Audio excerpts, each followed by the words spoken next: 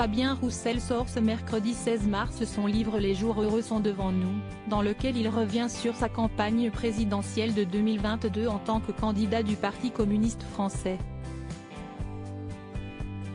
À cette occasion, l'homme politique de 53 ans a été reçu par Laurent Delahousse dans 20h30 le dimanche sur France 2 ce 12 mars.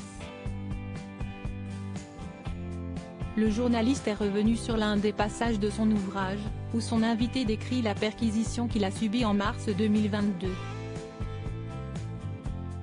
Celle-ci a fait suite à un article de Mediapart qui affirmait qu'entre 2009 et 2014, le député du Nord a bénéficié d'un emploi fictif en tant qu'attaché parlementaire de Jean-Jacques Candelier, député du PCF, pour un salaire mensuel de 3 000 €. La perquisition a duré plus de 8 heures, environ 10 heures et elle a été très dure, parce qu'on n'est jamais préparé à ça, a commencé Fabien Roussel. Le remplaçant de Pierre Laurent au PCF a poursuivi en expliquant que cette perquisition s'est faite en présence de ses 5 enfants, les jumeaux Nina et Théo, Charles, Émile et Yacine, et sa compagne Dorothée, fonctionnaire attachée à la défense de la consommation des catégories modestes. Je l'ai vécu avec ma femme et mes enfants. Je n'étais pas à la maison quand les 4 policiers sont venus pour perquisitionner. C'est ma femme et 2 de mes enfants qui les ont accueillis. C'est violent, a-t-il confié. Pour Fabien Roussel, ces accusations d'emploi fictif ont été générées en vue de nuire à sa campagne présidentielle.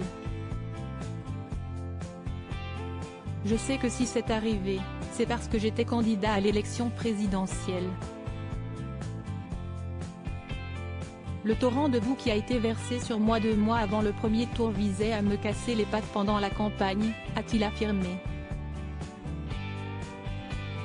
À cette époque, il avait notamment accusé le directeur de Mediapart, Edovi Plenel, d'avoir publié cet article en vue de favoriser la candidature de Jean-Luc Mélenchon, selon ce que rapportait l'Obs lors des faits. La justice s'est saisie de l'affaire. Ils ont pu saisir tout ce qu'il y avait à saisir chez moi.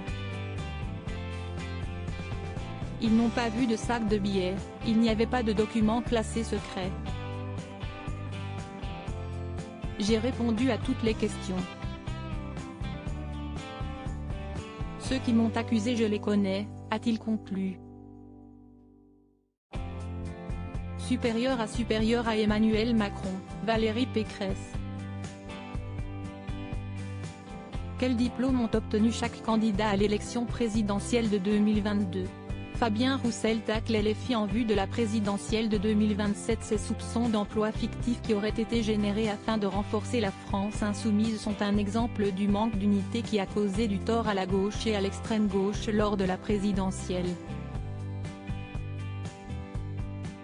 En janvier dernier, Fabien Roussel avait justement réagi aux propos d'Olivier Faure, premier secrétaire du Parti socialiste, mettant en avant une candidature commune de la gauche pour l'élection présidentielle de 2027.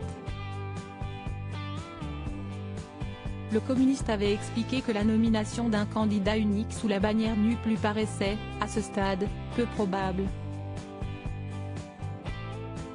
La voie pour y parvenir n'est pas d'additionner nos scores d'aujourd'hui. Ils sont insuffisants.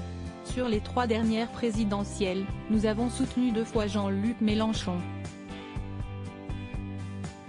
Donc, candidature unique ou pas, ça ne marche pas. La gauche façon Mélenchon a atteint un plafond de verre, avait-il estimé. Crédit photo, capture d'écran France 2.